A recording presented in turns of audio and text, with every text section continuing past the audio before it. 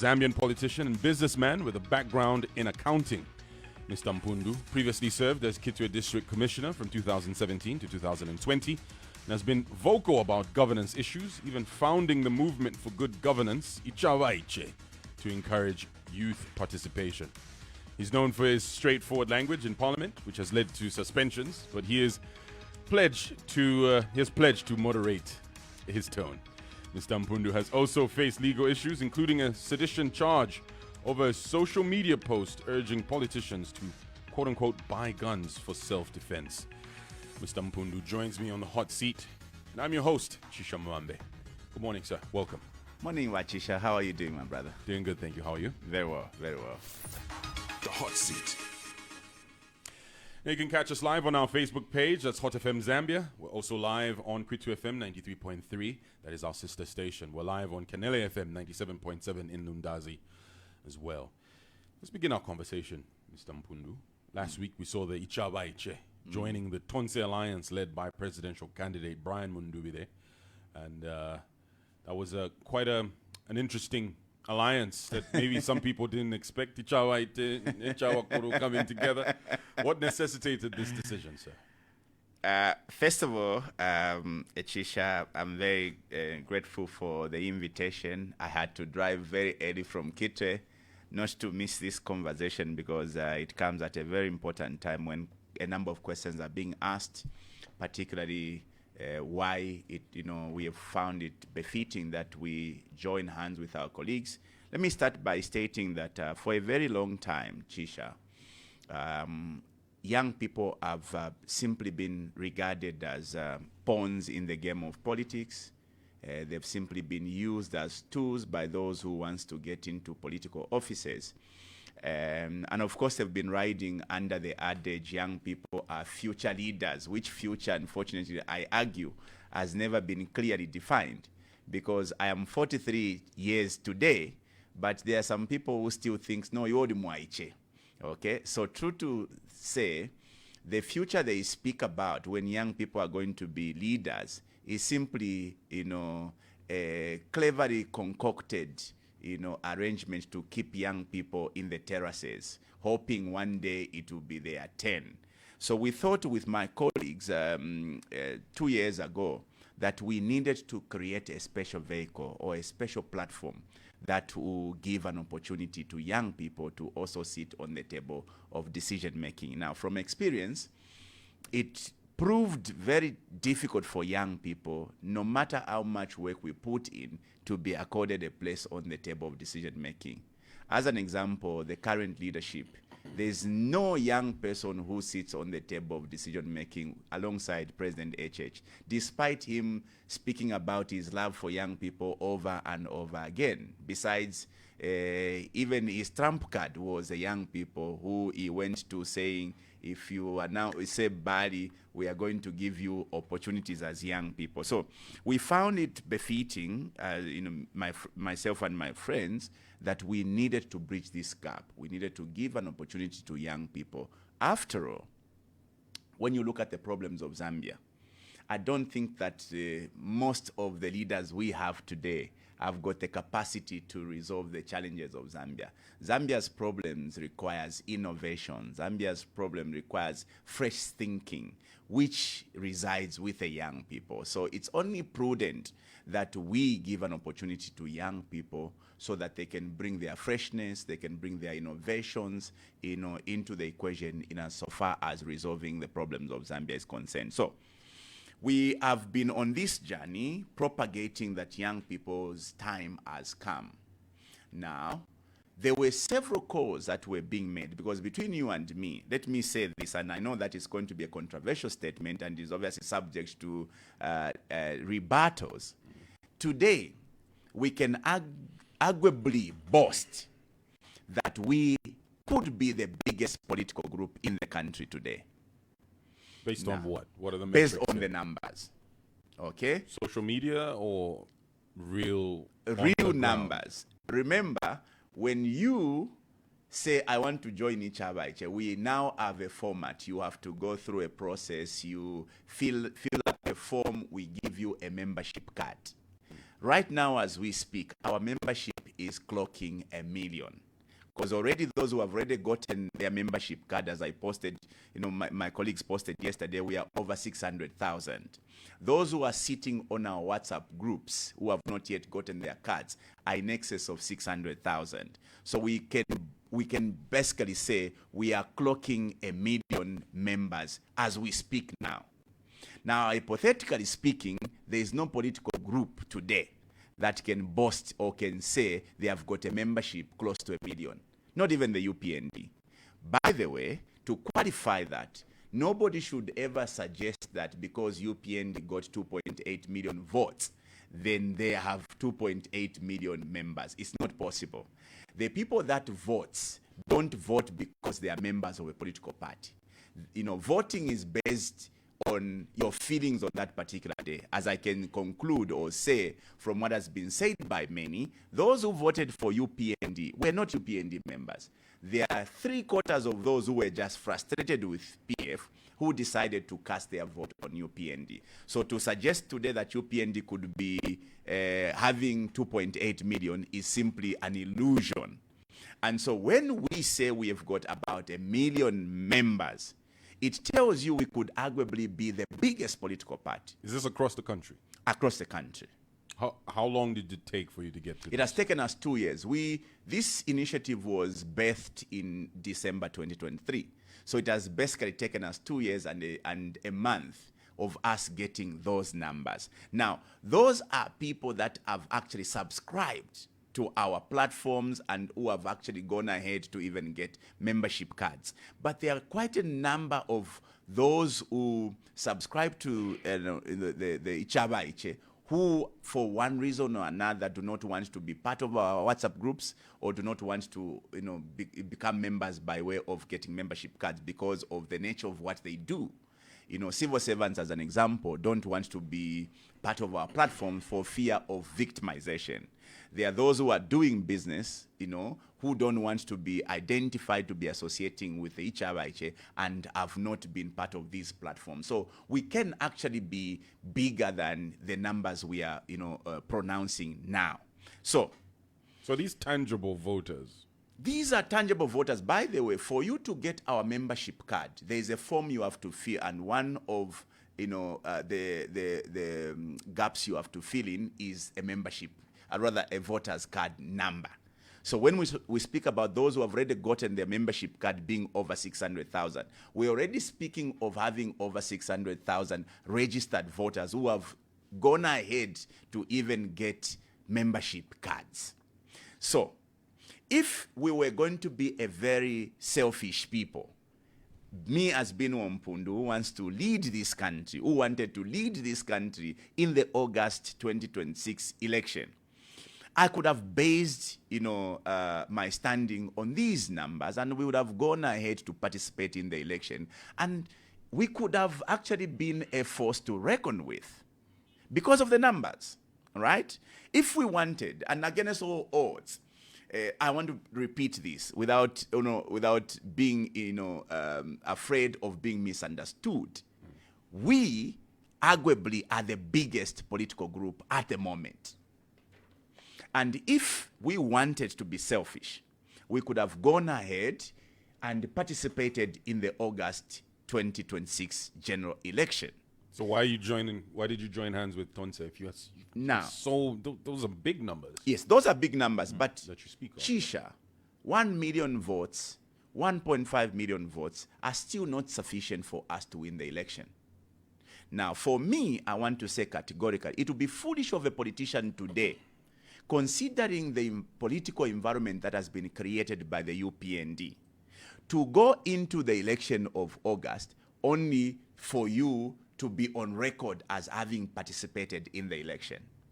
It will be irresponsible, let me say, for lack of being misunderstood, it will be foolish of any politician today to go into this election just so that you can get a councillor, just so that you can get a member of parliament, because there is now proportionate representation, just because you want to be on record that you came number 2, 3, or 4. Why is it foolish? Why is it foolish? Why is that concept foolish? Because right now, if you ask any Zambian now, every Zambian today is calling for regime change because of the so many things that have disappointed the Zambians, particularly what the UPND have been able to do. Isn't every Zambian, is that a real Well, it is obviously not, position? it's not every Zambian, but it is the majority of the exaggerated. Zambian. I can challenge you, if you walked out of these studios, speak to 10 people.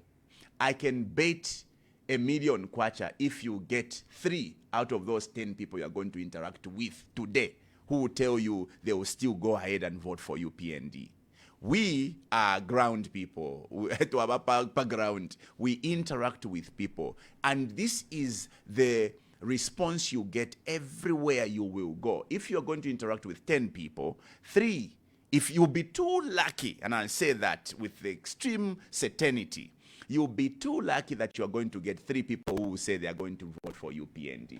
The majority of the Zambians are fed up. They are tired of lies. They are tired of illusions of the UPND. They just can't put up with the mess that the UPND have created, and they are resolved to change. Now, to beat the UPND, unfortunately, there's no one political party I can speak of now who can dislodge the UPND. I am boasting of those numbers, but those numbers, unfortunately, Chisha, are not sufficient to beat the UPND. And this is evident, and everybody is speaking about the need for unity because everybody realizes that this monster, the UPND, with all their machinations and mingalatos, as they are calling it, with all the attempts to amend the laws so that they can manipulate the elections, cannot be beaten by one individual or by one political parties. There is need for political parties to unite, which is why we have given up our superior position in the political arena today. And I say that with certainty. Our superior position, because of the numbers we have had to let go. So, okay, in this instance, as you get into this alliance, are you the presidential candidate then? Or what is your role? What happens now? So we've gone into this alliance knowing very fully by the rules of the alliance that when they went into the convention, the person that was elected president would ultimately become be the flag bearer. And in this case, this is Honorable Brian Mundubile. Now, when people come together, let me say this of course, I hope I will not be misunderstood. We've gone into this alliance, of course, knowing fully that the alliance has settled for a candidate who's going to participate in the election, who is Honorable Brian Mundubile. But you see, nature plays different courses or cards. Peradventure today, the UPND played a mingalato and removed Brian Mundubile. The alliance obviously will pick another candidate. So as it is now, and I'm not speaking as a spokesperson of the alliance, but I'm just assuming it is the way it would play out. At the moment, Honorable Brian Mundubile is our flag bearer. Are you a running mate? Anything? No. So what's your role? What are you going at? Because you come in with huge leverage. Yes. You talk about very big numbers, clocking 1 million. So you command a huge following. A person with such a huge following, they already had their convention. They picked Honorable Brian Mundubile. What's your role? What are you going First in of there all, for? Honorable Brian and the alliance have not yet picked a running mate. Chances are that they could pick Binwell Mpundu or they could pick anybody else. Those are the chances. What's your expectation? My expectation is if I was picked as a running mate, I would actually, excuse myself. Because we are in such a polarized, situation politically that 2 people coming from one region running as president and vice would be held, with skepticism. So if I was offered that, and I hope that I don't close, those chances of consideration, I would reluctantly say, please, let's give another person so that we seem balanced, across regions. Because You see, there are few things that have happened in the political arena, tribalism and all this, that we must now be working towards addressing. And I hope that the alliance would work hard in trying to at least balance up or level up so that participation is even. We give opportunities to everybody, from across regions and from across tribes. So one thing is sure in this alliance, there is a candidate already identified to lead. What has not yet been agreed is the candidate that is going to be second. Should that chance come to me, I would be very grateful. But I think it would only be fair that we pick a person who could be hailing from another region. I think that is only what is fair. Now, that for you, or rather from me, tells you just how much prepared I am to take any role or to play any role in this fight.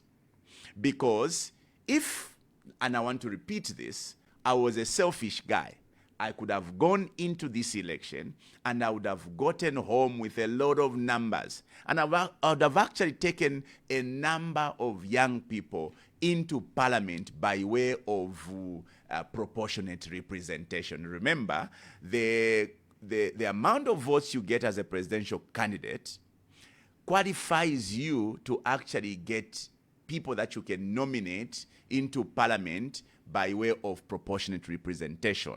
So with those numbers, it is possible we could come out second or third, and it is possible that we could have sent a lot of our members into parliament by way of proportionate representation. So the question is, why didn't I do that?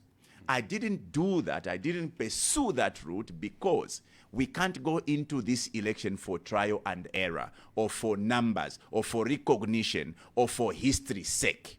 We have to go into this election to win it.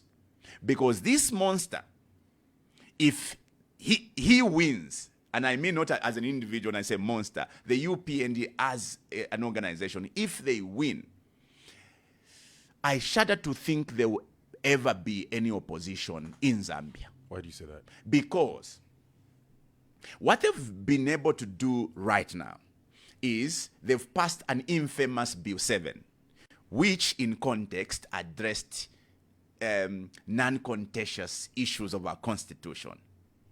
They are determined to go back and address the contentious issues.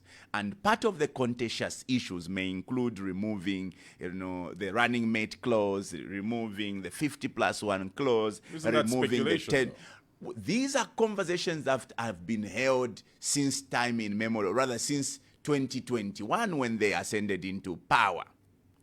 And they've not hidden these issues. They've actually come out very open to say, look, we've got two sets of clauses that needs to be looked at in our constitution, the contentious ones and the non-contentious ones. Let's address the non-contentious, and we can go back to the contentious ones. And the contentious ones, it is not a work of science or illusions, remains those clauses I've spoken to. So my bet is when the UPND wins, they will go back to addressing the contentious issues. You oftentimes hear them saying HH 2090. And the good part of the UPND, or the sad part of the UPND, is that they're very predictable.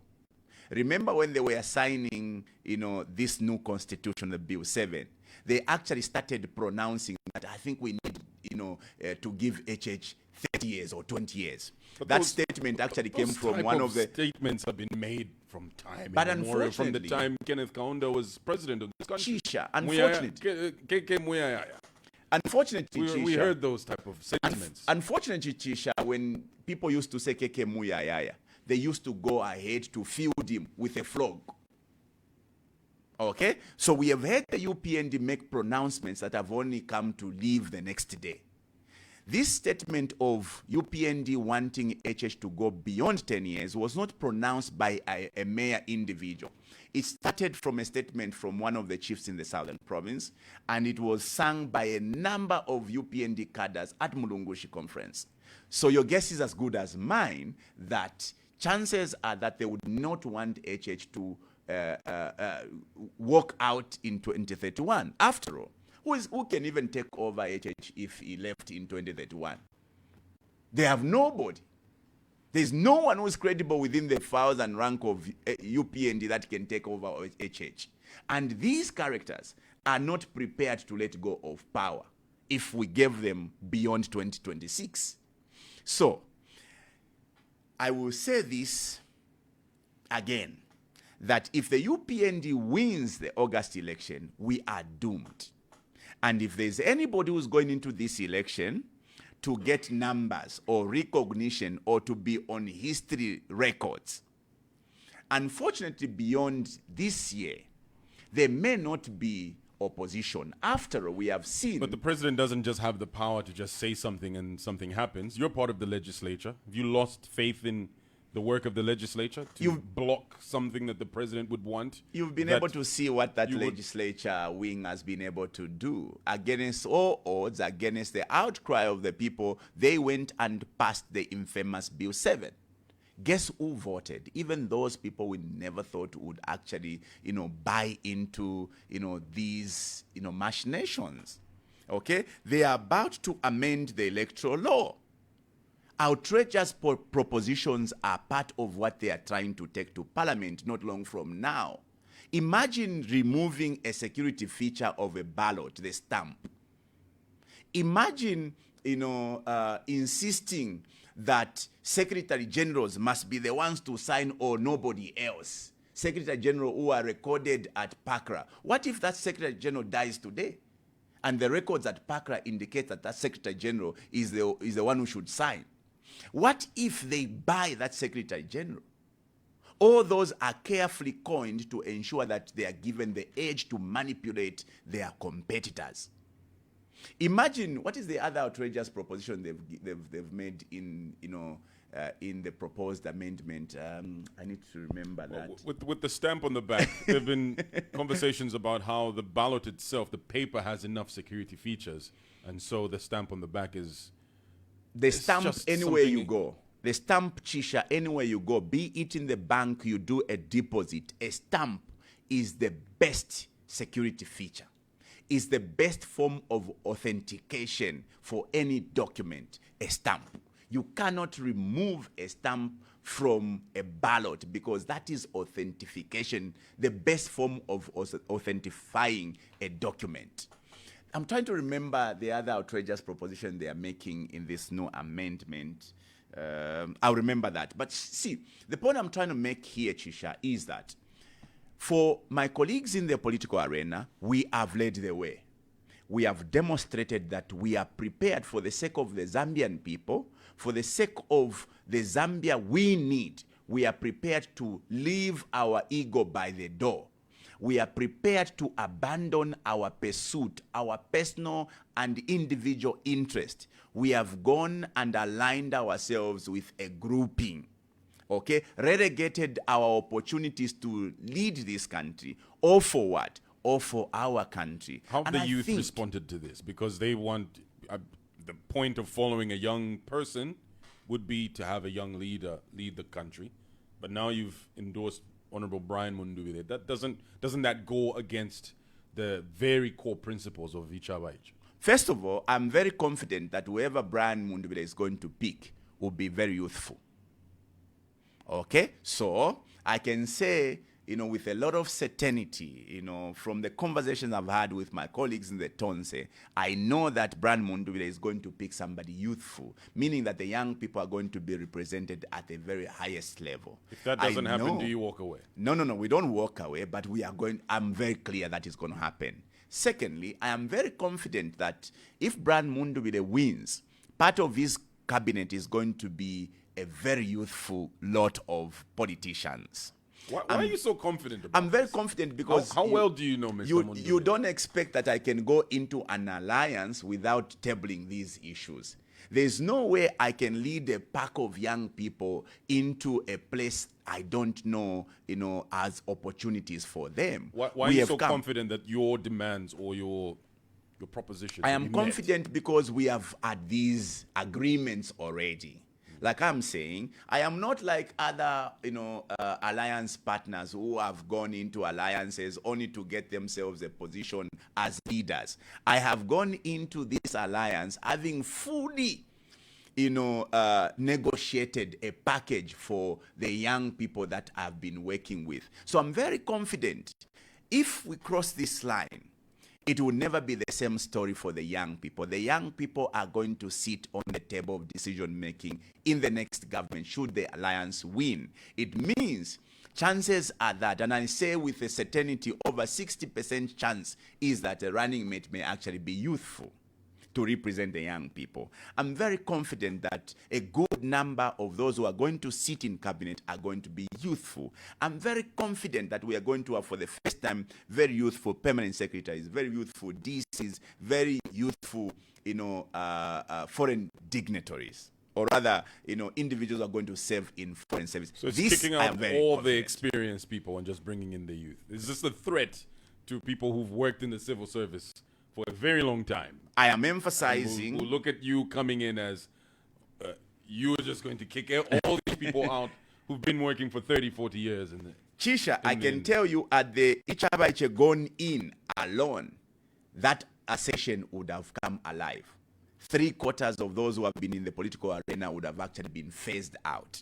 Now that we are going into an alliance, chances are that Kuala Be Chaba Kala Mbane Chaba Iche fuse together, and it's going to be a blend of these, demographics.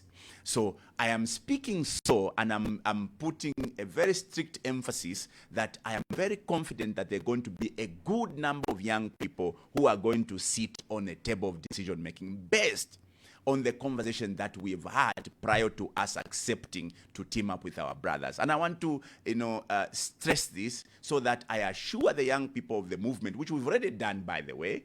We have assured our young people, our followers in the movement, that it will never be the same story after August this year.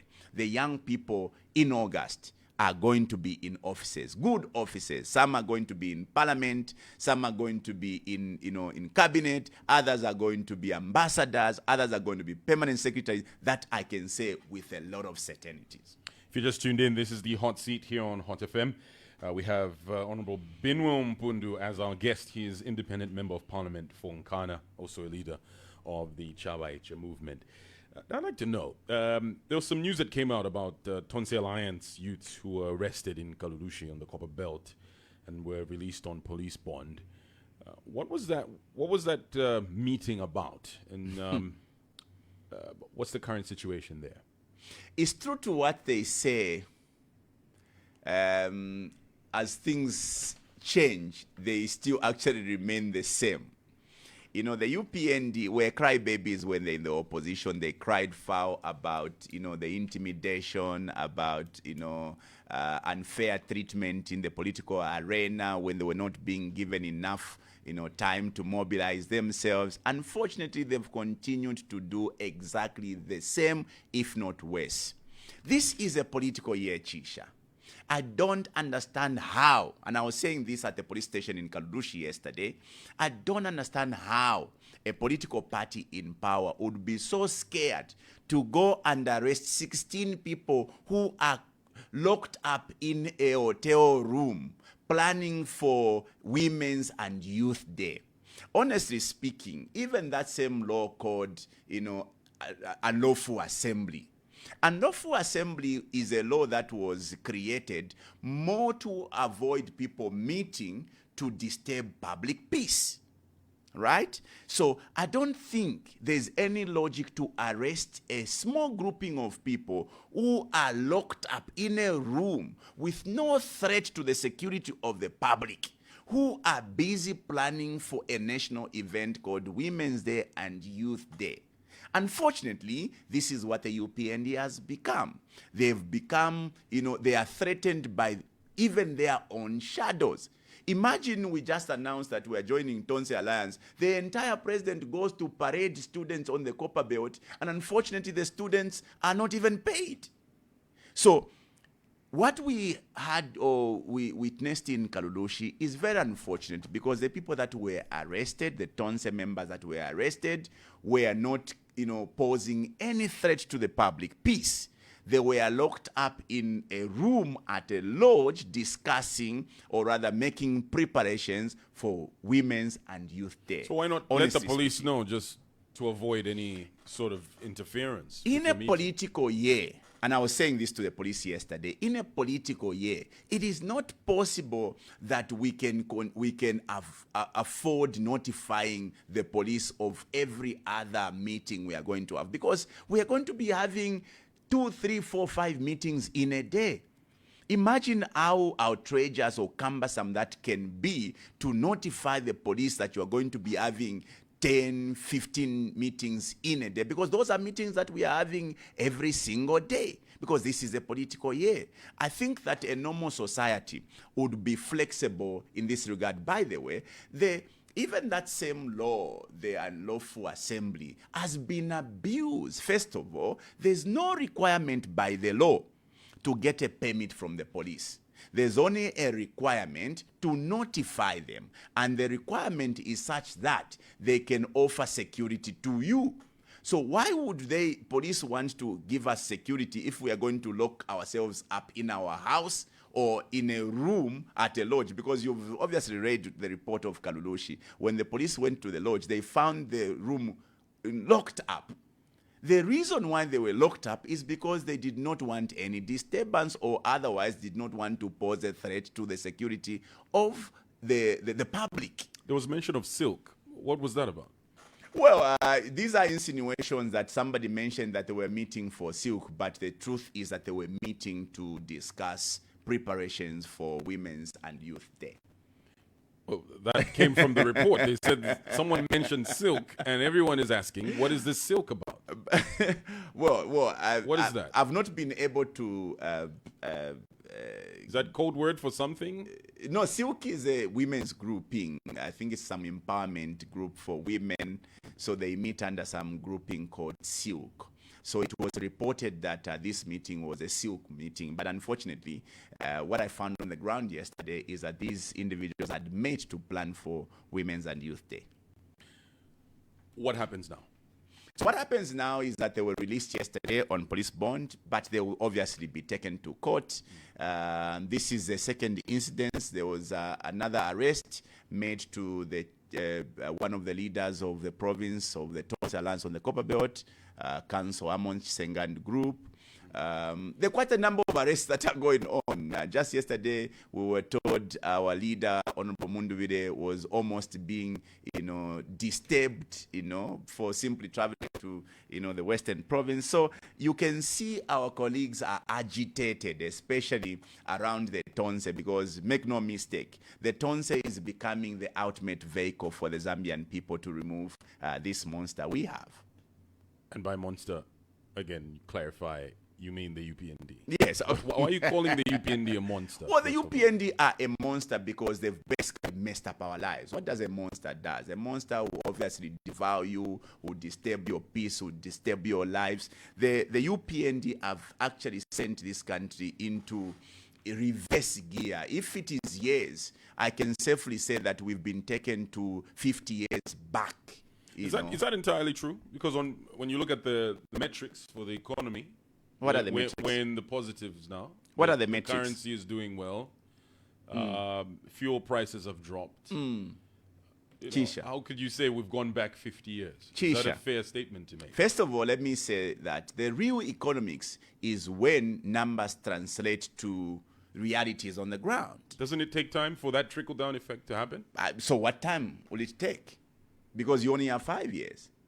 Okay? So the real economics is when these pronounced numbers actually translate into tangible results on the ground. As an example, if you're going to say the dollar the kwacha has performed very well, we should see a reduction in the cost of commodities, because under the reign of the UPND... There's been the reductions in commodities. What commodities? And what manufacturers recently had a huge meeting. 30 manufacturers announced price reductions. Have you been to ShopRite, Chisha? Have you been to any chain store or the market? Have you ever bought anything cheaper than you used to buy yesterday?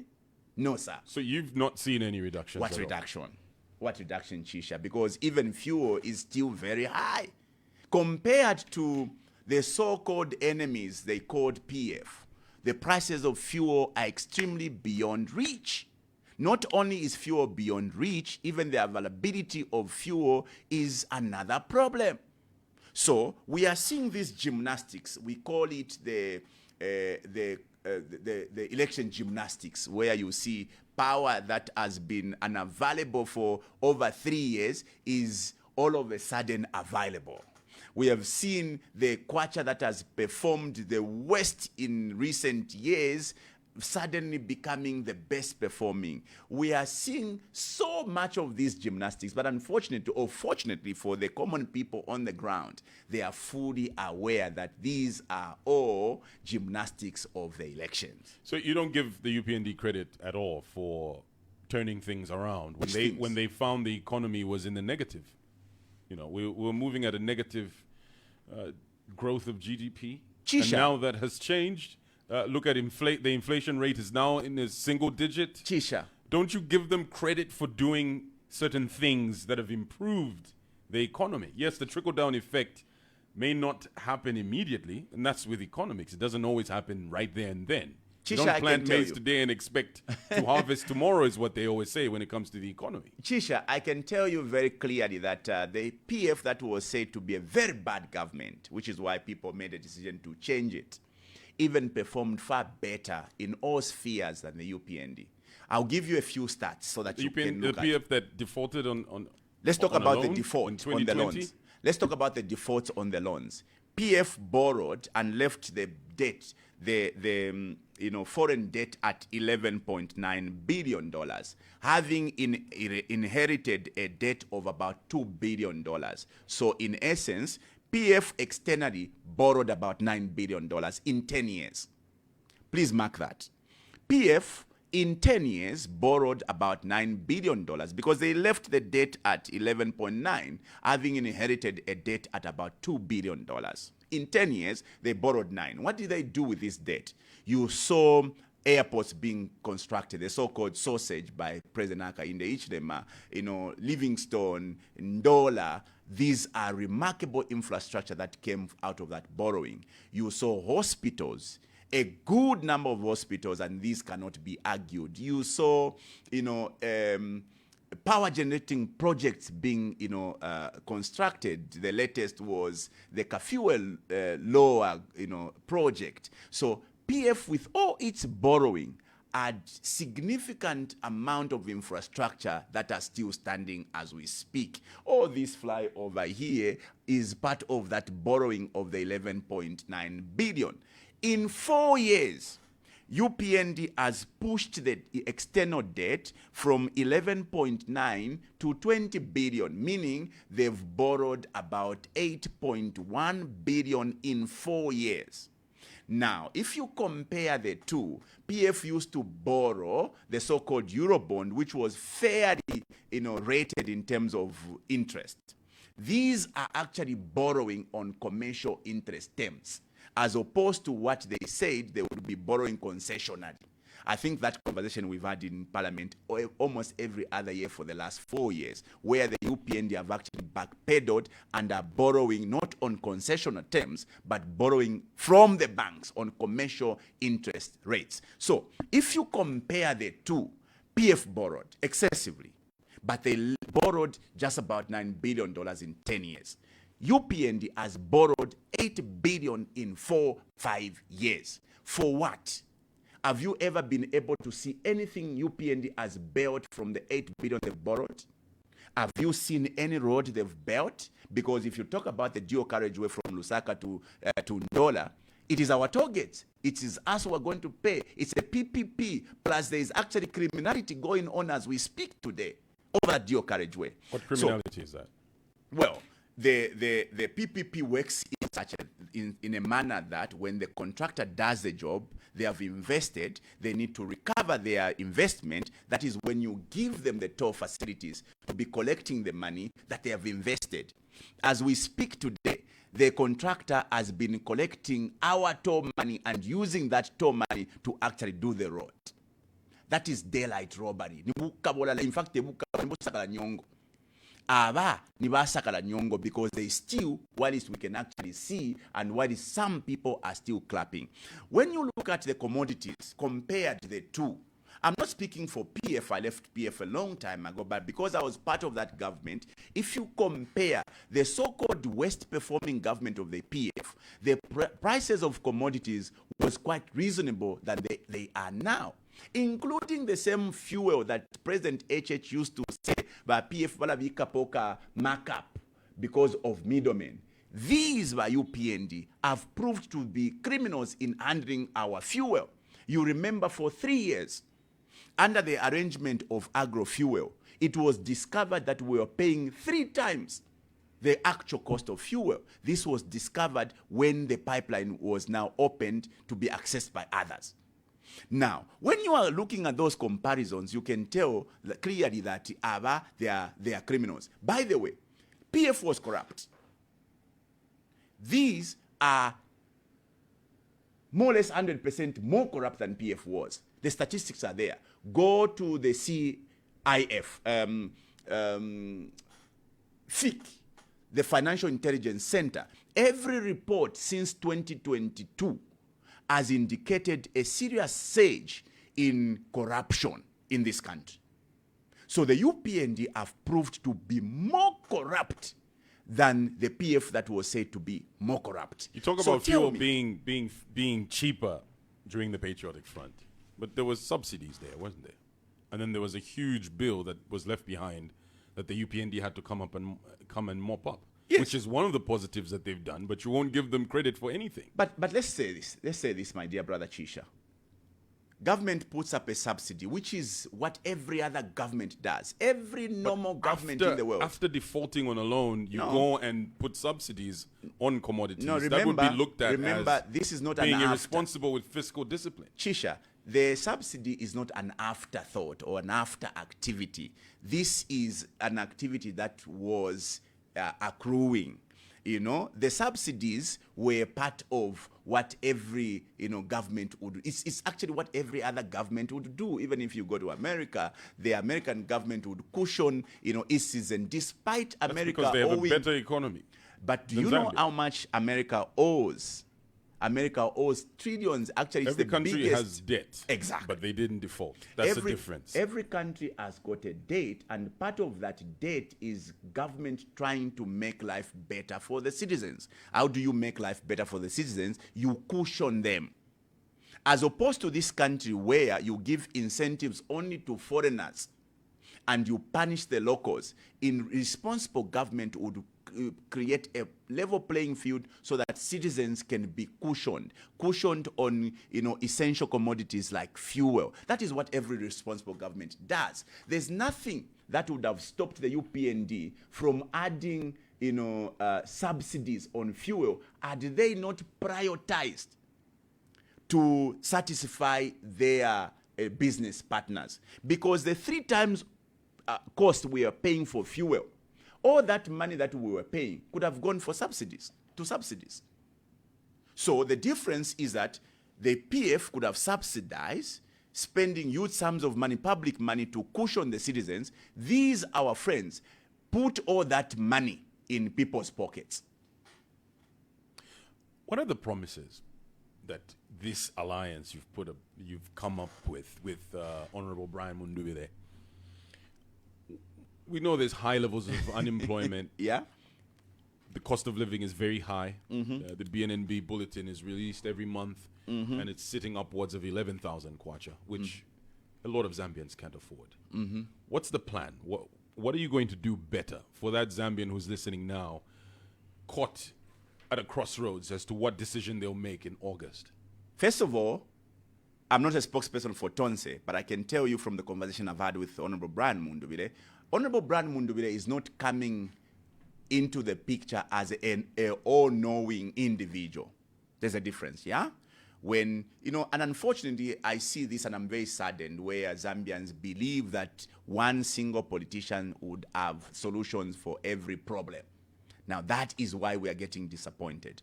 Now, the Tonse Alliance is coming into this picture not as a whole figured out, arrangement. Brian Mundubile is not a guy who presents himself as knowing everything. He's depending on a team.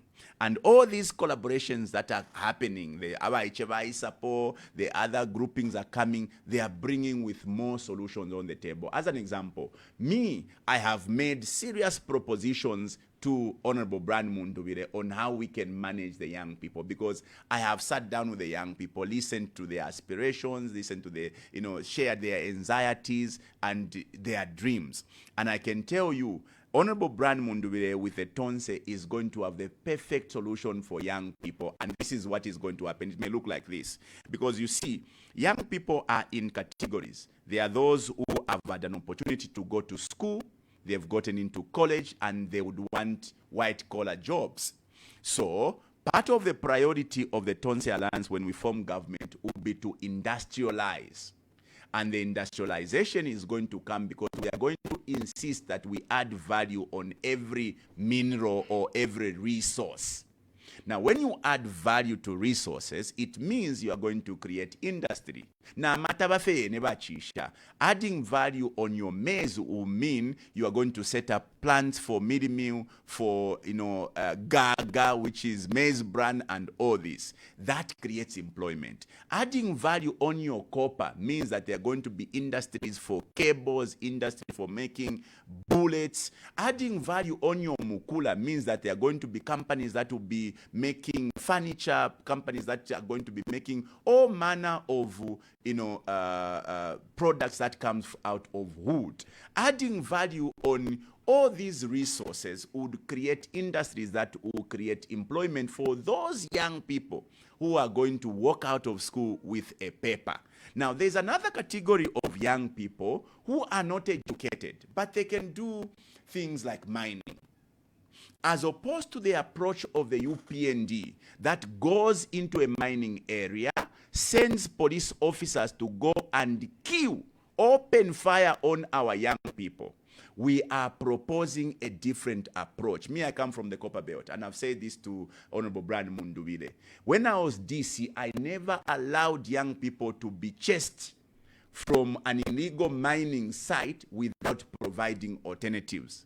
We are saying this to the young people, artisanal miners, as opposed to the UPND boasting that they have given 300 licenses to artisanal mines. When there are over 50,000 artisanal mines across the country, we are saying every Zambian who would want to go into mining must be facilitated with a mining license and given an opportunity to have a place where they can mine their minerals. So there are those young people who cannot get white-collar jobs, who just needs to go into mining as artisanal mining. It is the responsibility of the Tonse Alliance to ensure that we make mining licenses, affordable and accessible to particularly Zambians.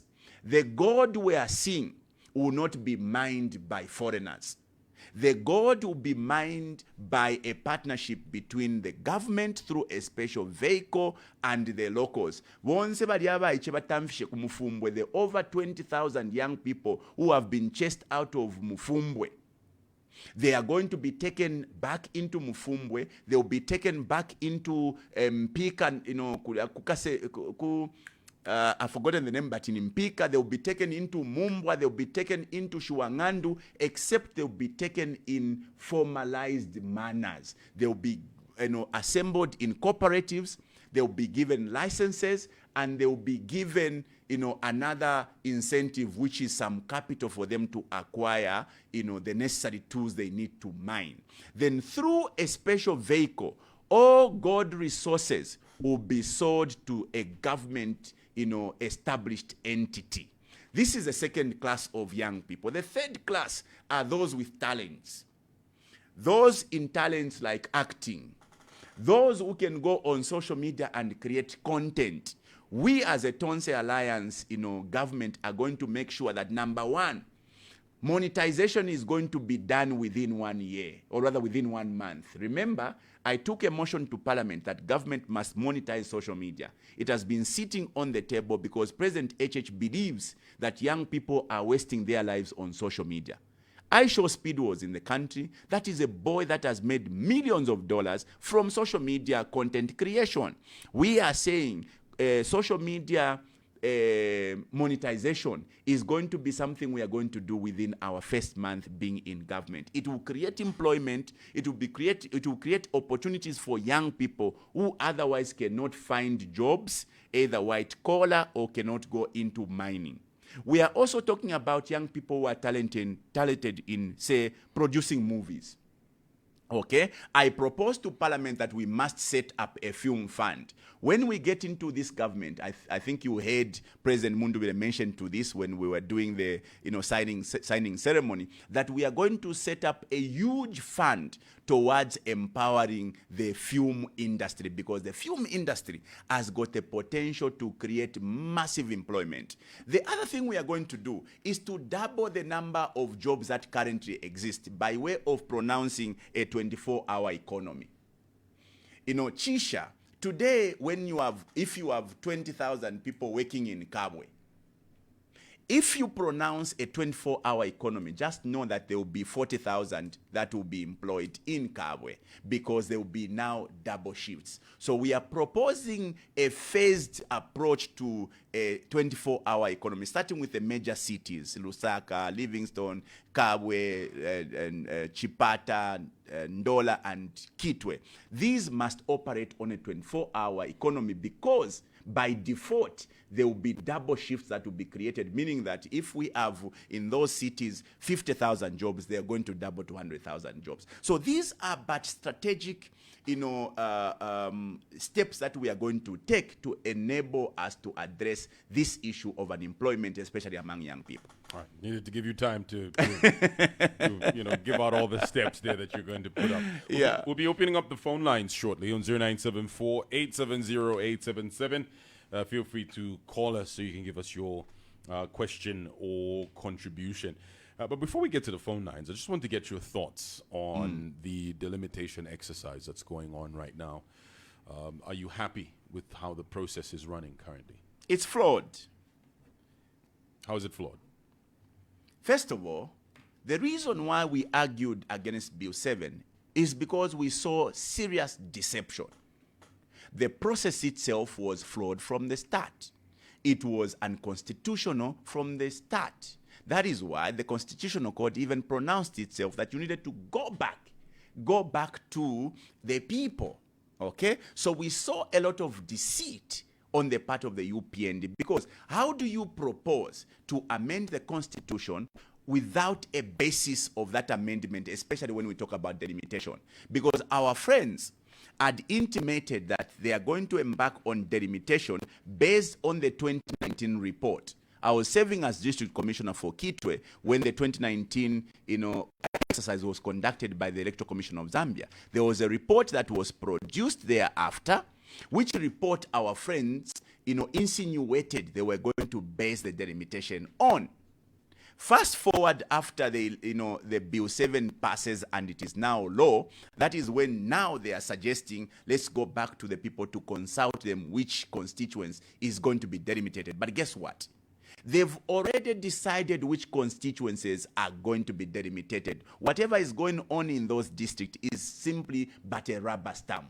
How have they already decided when they have a whole process to ask people to give their, their thoughts on where the lines should be drawn? You heard my chief in Northern Province yesterday, who said let it because the officers who had gone in the Northern Province had already predetermined boundaries that they were prepared to entertain. In Kitwe, as an example, we had made propositions in 2019 that we're going to create 2 new constituencies. When they went there, they just did as they had been instructed from those that had sent them to go there. I can tell you, Chisha, that the 70 constituencies are already decided. If we were a very reasonable people, there are 10 provinces. We could have actually just said, okay, we have 10 provinces. We want to delimitate 70 constituencies. Let's give each province 10.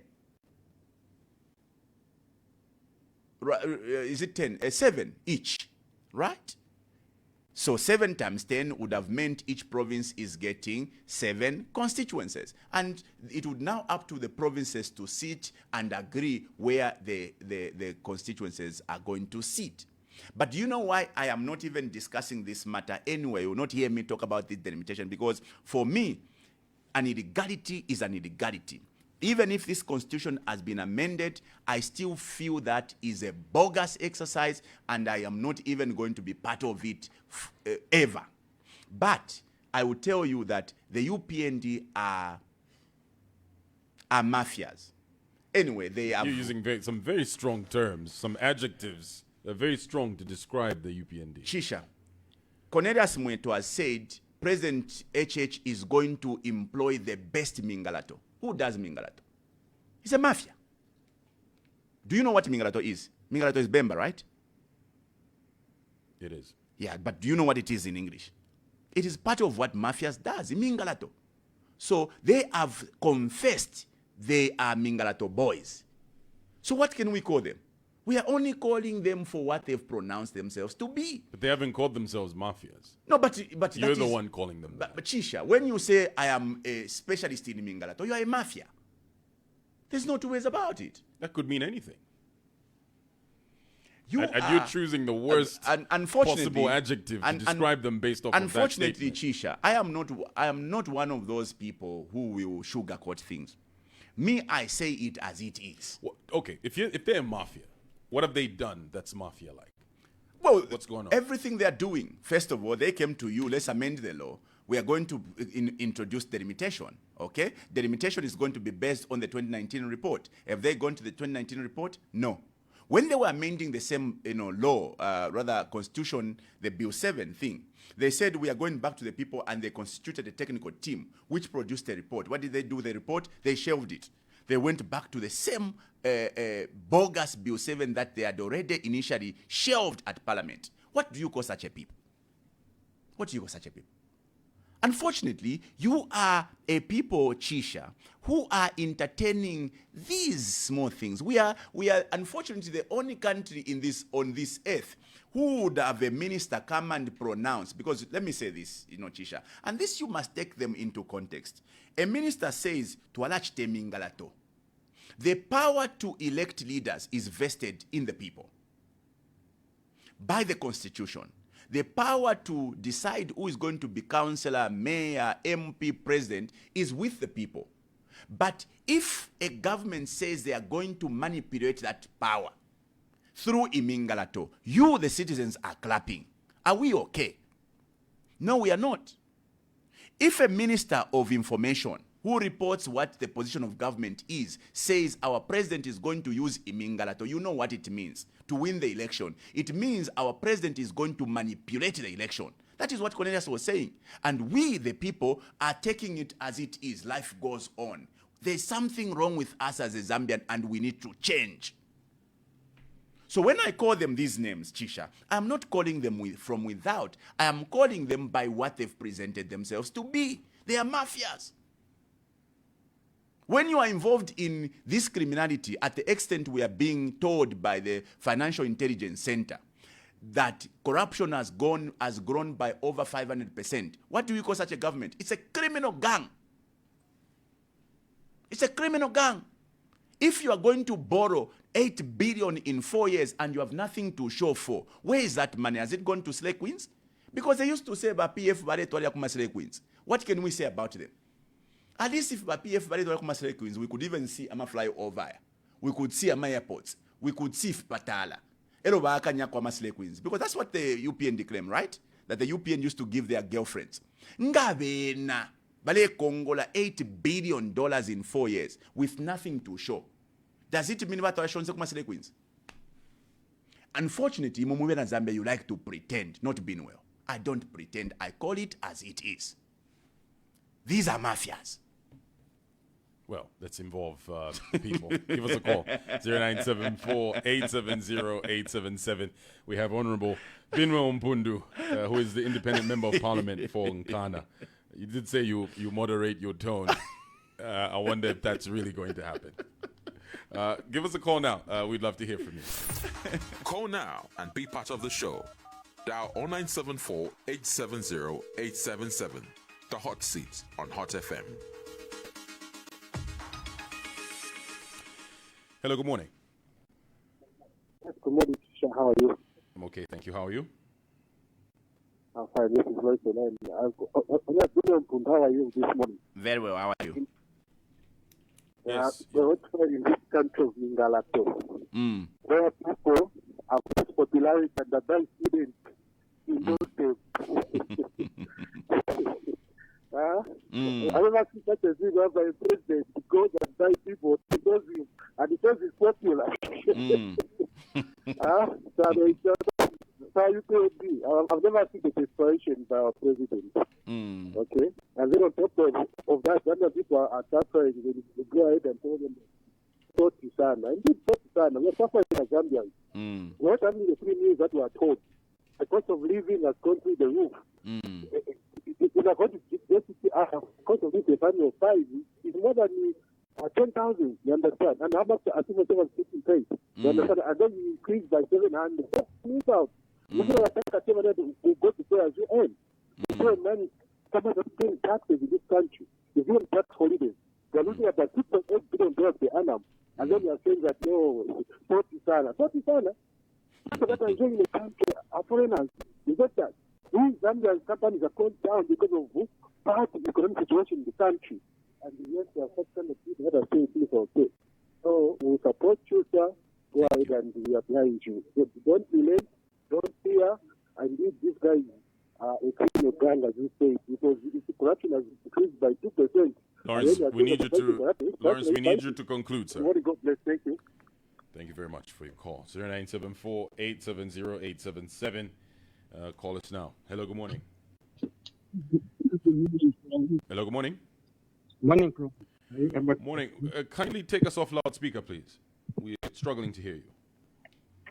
Good morning, Crom. Morning. What's your name? My name is Chanda. Good morning, Binwell Mpundu. Morning, Bachand. On a lighter note, before I hit my point to the poll, and I just want to say the November 9, like a loose, so whoever abantu ati yabamingala toni sivula mafia statement inendimba okumpolokoso so ikyokulanda ati mingala to iso tulanda mendi kubola kunyunya in other words. Yes, so Chanda, now you have a question. Coming to my point now, Mr. Mpundu. It is a well-known fact that you are the most reprimanded and suspended MP in the House. You know, your conduct, basically I listen to Parliament radio most of the time. I just do, but why should somebody just be controversial over nothing? You know, are these other MPs so now that they only have to be, it only has to be you to be suspended? Are they not aware of what you know? What really do you know that you think other friends don't know? Like, for example, on the issue of saying Bill 7 was passed by people who were just 135, you said yes. 0 said no. 0 abstained. Meaning, the threshold of two-thirds majority of is it 111 or so? Although, surpassed by quite a big margin. And then even your friends, they were independent. Chanda, we're struggling to hear you clearly, Chanda. Are you saying you have something so special that you say? Hello, if you Chanda. Say, just you, which is a now kind of, Sorry, that's a very, very difficult line to pay attention to, but I hope you got a gist of what he was saying. Let's pick up another one. Hello, good morning. Good morning, Binwell Mpundu. Good morning. Dr. Proud from Garden, a member of UPND. How's your car doing, but Proud? Your car is my car, including you, is my home. For example, Binwell Mpundu, don't cheat yourself. The party you have formed which you were there where member was the cross posting paper which is employing 50,000. You never raise an alarm. Come again? Mwali mupiye kwa the MOP for independent. Mwala ndi mu parliament kuti barungu muisala post ya newspaper na ba mundu beremo mwali. If Mulela Dafia Musepera, I would remember the Kungo's type was killed in the northwestern. It was a painful time. You failed to bring any idea to say this mine let us handle it this way. And those people who are in Mpumbwe, some of them are foreigners. So President Hakainde is right to direct any military, be it Zambia police, Zambia army, to protect you. Honorable, right now when you come in that radio station, no one will throw stone in you. During your time of your sympathizer people, there were some guns being shot at the President Hakainde. Including Mulungu's textile was a cross. You never said let us open the Mulungu's textile where she went to HHRA, Gisha, Mulungu's textile. So continue dreaming. You plan to win 100%. Thank you very much. Thank you. Thank you for your call. All right, we had Lawrence, Chanda, and Dr. Proud there. Your response, Honorable Mpundu. So, Chanda, Lawrence spoke about the desperation of the UPND in parading students, and I sympathize with students. I come from the Copperbelt, where I've dealt a lot with our young brothers who are small-scale miners. We call them Bajirabo. I don't think that President HH can parade Bajirabo for 100 kwachas. And this is very sad, Chisha. Year in, year out, every government that comes in, President gets easily deceived by fake popularity. Whatever the friends are doing, Abanenswaku State House, to go and buy fake popularity around students who they know are desperate, they would obviously kill for 100 kwacha, is very sad. What you saw on the Copperbelt is not the reality. This is just students who wants to go and get 100 kwacha so that they can have a day go by. Because if you are not aware, these students are suffering in these schools. The so-called meal allowances that is so celebrated is so little that students hardly go by.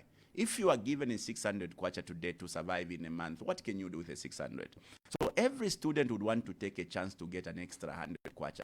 But unfortunately, like you heard on the Copperbelt, students at Notec were not paid, and they started to, misconduct themselves. But again, that just tells you they were paid to go, and they were not going for free. And when they were not paid, they resorted to now misbehaving.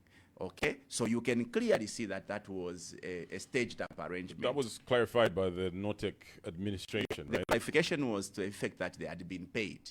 So in fact, what even made that problem worse is the same principal at Notec who actually confirmed that the students were being paid. Transport. It was an allowance. Okay, there's nobody who gets to be paid an allowance, if you work outside government. The establishment of government procedures is that government only pays an allowance when you work for government. Okay, so you will be paid for what exactly? To go and endorse the president? To go and get paid by government money for endorsing the president? Anyway. So what do you think happened there then? Well, what happened there was basically a staging, a popularity stage. Boss, you are popular among students. Is the president not popular on the Copperbelt? Where? Or am I asking the wrong person who... Where would the president be popular on the Copperbelt? The young people... You're a critic of his and you wouldn't acknowledge that. Chisha, va youth va Copperbelt vale chula finonde kweva. And like I said, the young people of the Copperbelt are predominantly small-scale miners. Abe nebalaya muma dump sites, va palaula, va kwatako to something to take home, to go into the market to buy. The marketeers on the Copperbelt are suffering because those young boys, Bajirabo, they are not having money. Look at what happened at KCM. What happened at KCM? So unfortunate. Also, a lot of deaths with these exactly quote-unquote illegal mining. Exactly. And so the government had to step in to control that. No, the government has not controlled anything. We had a whole disaster where, 30 people were trapped underground and a lot of them lost their lives. Chisha, you would expect the government to respond to such a situation. I have served as a leader on the Copperbelt as district commissioner. You don't solve mining accidents by taking away a mining dump site from the young people. You solve that problem by ensuring that you empower those young people to have equipment so that they can avoid accidents. Filefia chitika kuchingola ukubapoka abaiche kula konsoko bale bombela kufirongoma kuma dump sites. What a responsible government would have done, not to kupera filefima dump sites kuba Chinese na nkuba nabo bali mu buteko kuya pera balabe ni abaiche except let's help you to have safe mining practices. Mwayabika kwa basambire fya safe mining, mwabapera kwa ma equipment so tabale imba na ma shovels. That's what a responsible government does. So kukopa belt takuli poku di konsoko ba HH benga ba popular because the young people there who actually pushes the economy of the copper belt bale fwane nsalaba iche ba copper belt bali abe ne bajera bo mwayi babalya eba shitemi otoka. So all those who trades in cars balolera bajera bo ngabaya bene babomba mumpanga bayisangira ma minerals, they get some money from the Chinese after bashitisha, they go and buy cars. Bali aba bomba ma markets bana marketia, they get from the jirabos. Ba jirabonga babomba batwalira bana abafiashi babo baya ku market bayashita. The entire economy of the copper belt ni bala bene abaiche ba jirabo. So ngamwa besalira kukito bali besalira, they are not doing anything.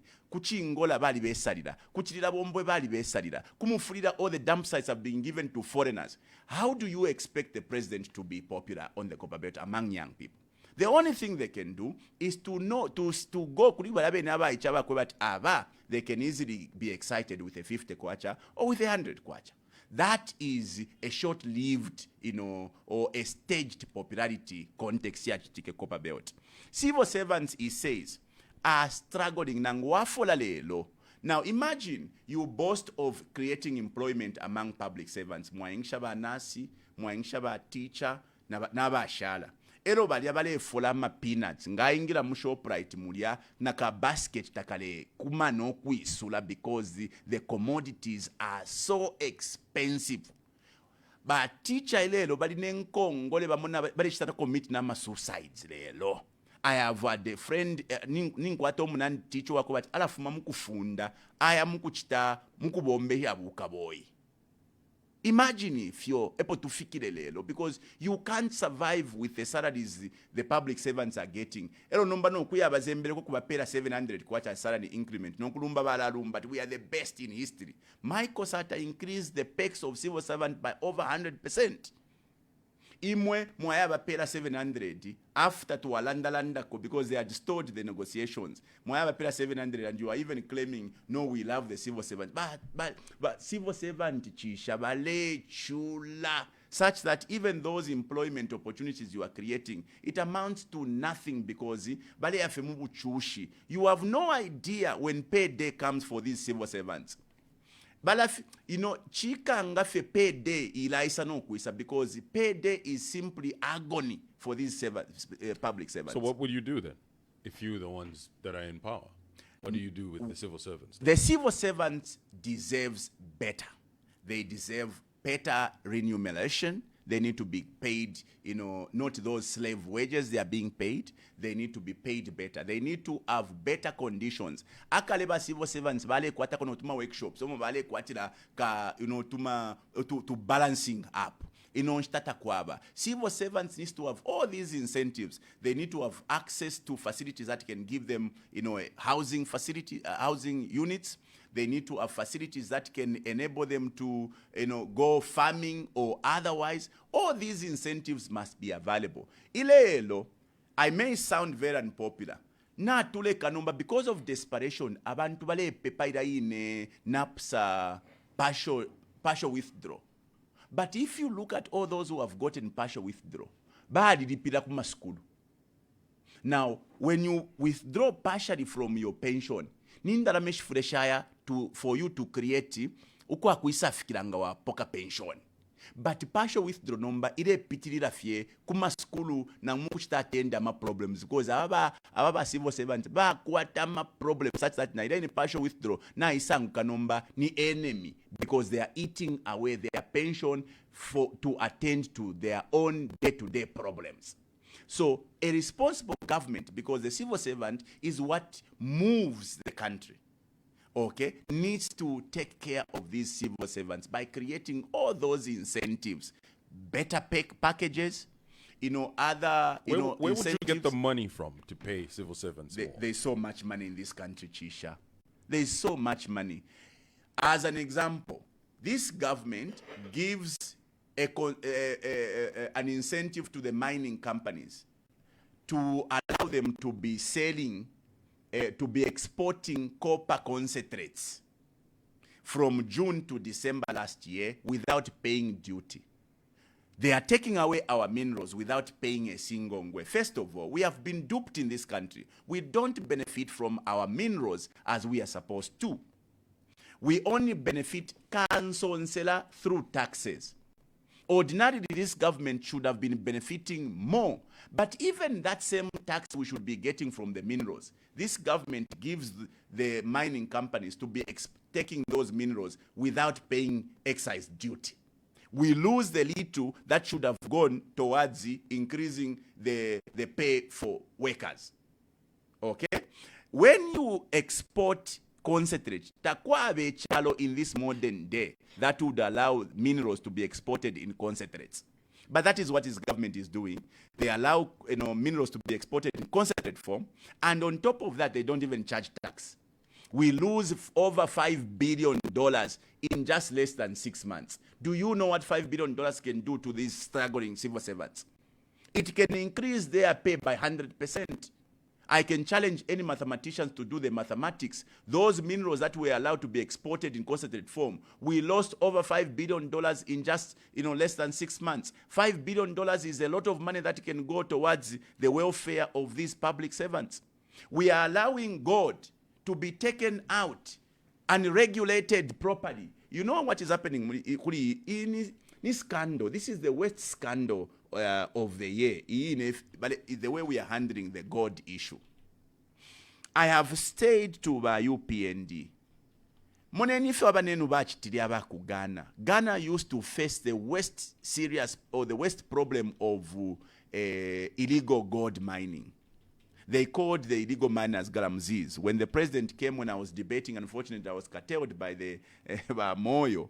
I was trying to educate by UPND president of Ghana how they've dealt with the illegal gold mining. There is gold everywhere today. Kumumbwa, ku Palufunsa, ku Eastern Province, ku Kasama, ku Mpika, ku Solwezi. There is gold everywhere. What a responsible government should do is that mineral should now be managed by the state. Create a special vehicle of the state that is going to be solely responsible for buying all the gold, involve the locals to be mining that gold so that we can get the maximum revenue out of the gold resources, which can now go towards attending to all these problems like civil servants. There is a lot of money, Chisha, in this country, except it is being handled recklessly because somebody somewhere has an interest and is getting somewhere through the decisions they are making. Instead of formalizing them and helping them to benefit from those minerals, then you bring your friends from other countries to start mining the gold. And then you say, if we who is going to even allow you? So just on the copper concentrates being exported without that tax that you speak of, wasn't that about the capacity for the smelters here to be able to process those concentrates? What capacity? If there's no capacity, there were stockpiles that were left unattended to. It is not and true. we were losing out on revenue based off of that. It is not true. So it's not just a straightforward thing to say they just removed this tax and then just started exporting these concentrates. Tell me. We had a crisis that needed to be dealt with, isn't it? Tell me what rationale that is. We are losing money because takudi smelting capacity, right? Then you allow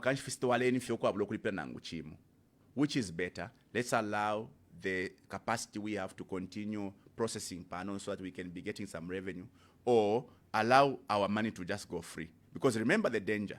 When you allow concentrates to go out unprocessed, or our minerals to go out unprocessed, you are not just taking away your copper. You are taking the gold, you are taking the cobalt and all other valuable minerals through those concentrates. And unfortunately, those minerals are not accounted for. So in essence, how much are you losing?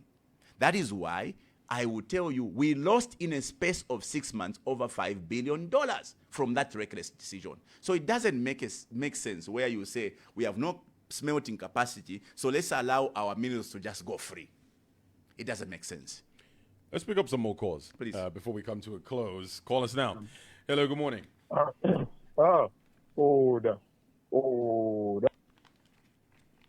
Unfortunately, we lost that call there. Do try and call us back, 0974-870-877. Hello, good morning. Please turn off your radio, sir. Okay. All right, and also take us off loudspeaker, please. Okay. You can get me now. Much better. Your name? This is Bartholomew. Bartholomew. Yes. Please go ahead. Okay. Good morning, Honorable. Morning, Bartholomew. Okay, thank you. Honorable, my point up, therefore, corporate business. Okay. You haven't mentioned the issue of we've got so many foreigners, especially those who are owning a home shop. Mm-hmm. So, okay, this point goes even to the ruling party. Please help us, or how can we handle this issue? Because I'm seeing a situation where what happened in South Kivu in Congo, those Blue ones who settled in that area. Because if you see the situation in Zambia, there is a lot of foreigners, especially at the age of maybe 15 to 30.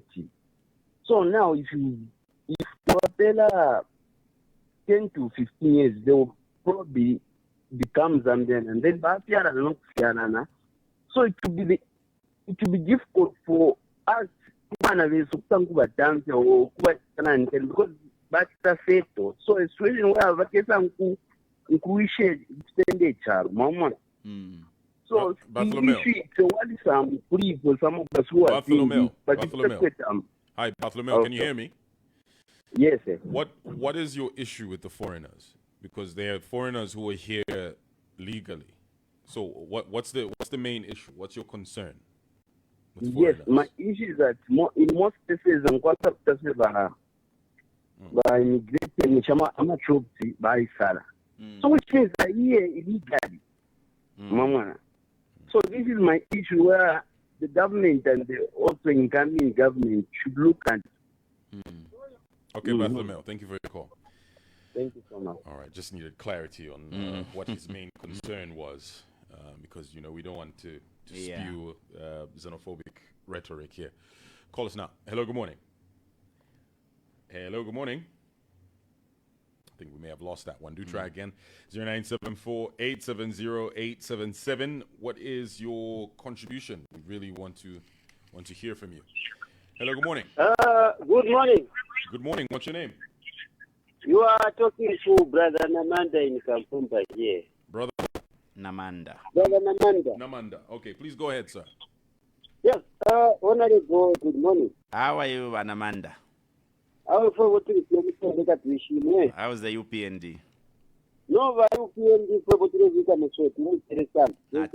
so sana.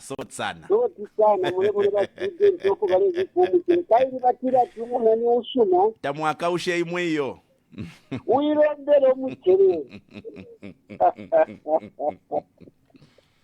Yes, sir. Namanda, your contribution. Yes, what I can tell you, Honorable, is that many Zambians today, they are appreciating what the president has done. What the president is doing. What in Zambia and Brazil have want to ask in the Havapera Mamino allowances. I'm a bursary. That's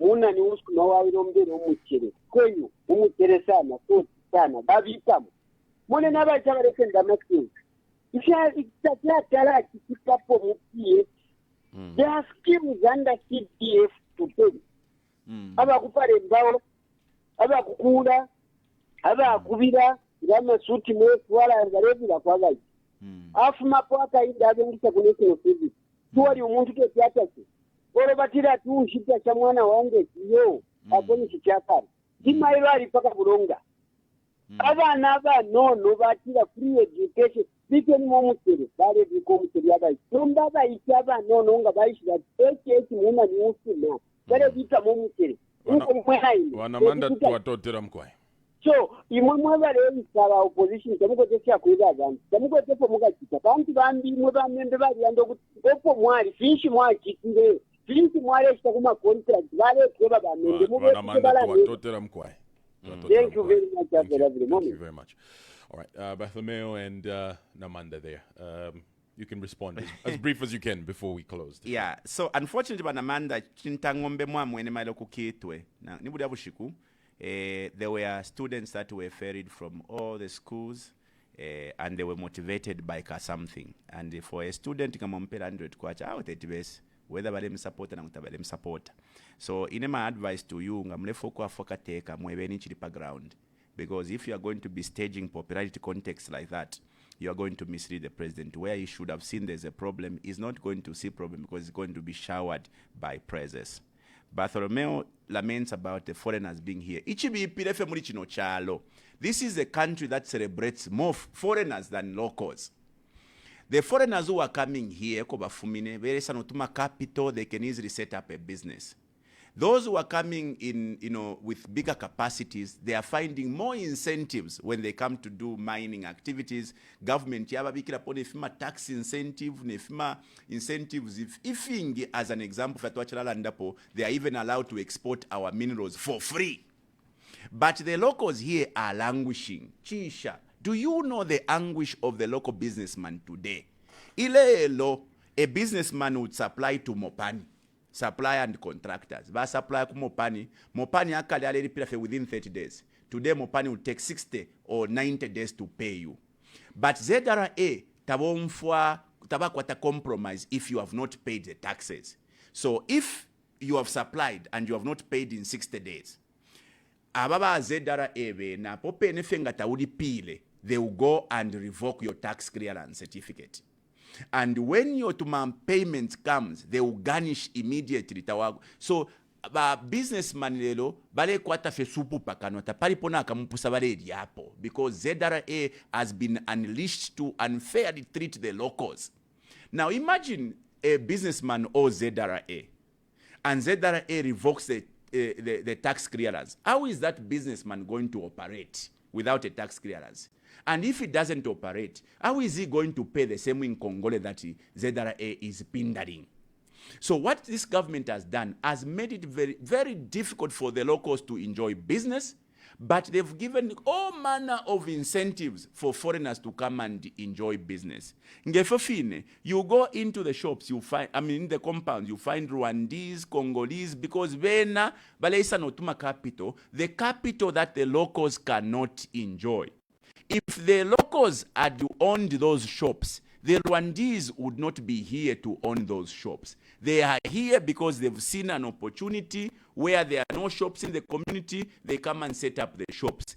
Shops in communities because the locals have got no incentives. So we are dealing with a government that only looks at the interest of foreigners, the interest of the big players. They don't look at the interest of the locals.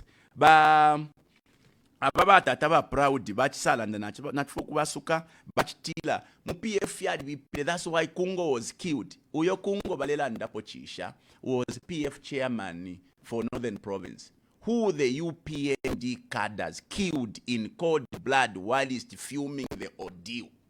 Ukumula samawe kumuma ule nkonto chairman waba UPND on mere suspicions that he had ballot papers.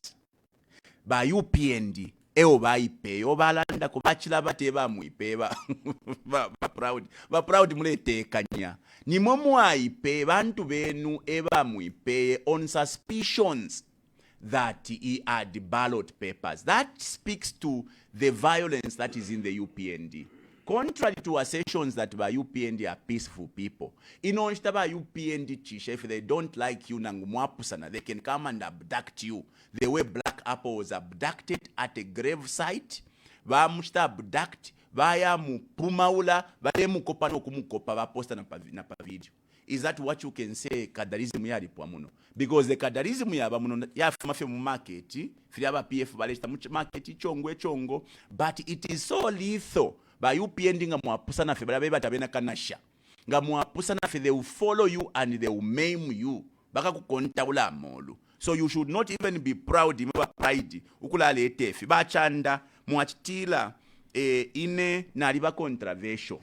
Ichabi pakuchishinka, the truth hurts. People think that those who speak the truth are controversial. Ngaba nobe nishita batamfisha mu parliament. You should ask yourself, nishi bantamfisha mu parliament. Ngafirafine last week, nde chita debate speech yaba Ghana president. Yelo ba speaker balenje ba, no, bushemo chali icho.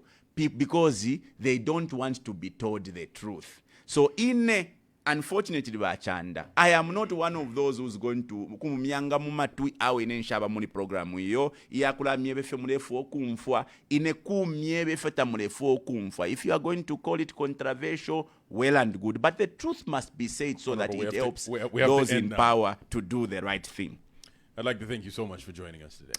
Thank you so much, and thank you those who have called and those who tuned in. I will be glad to come another day so that we can continue this conversation. Thank you so much for being here today. Very well, thank you. All right, well, my guest today has been Honorable Binwell Mpundu. He is the Independent Member of Parliament for Nkana and also founded the Movement for Good Governance, otherwise known as Ichaba Iche. Thank you very much for listening. If you're tuned in on Hot 87.7 here in Lusaka, also on Kwitu FM 93.3, our sister station, also live on Kanele FM 97.7 in Lundazi. And also, if you joined us live on the Hot FM Zambia Facebook page, we appreciate you for leaving your comments. We've had a very, very active comment section. We appreciate you for that. My name is Chisha Mwambe. I've been your host. Look out for Thursday's edition of The Hot Seat with my colleague, Peter Zulu. That's all for today. Tune in again next time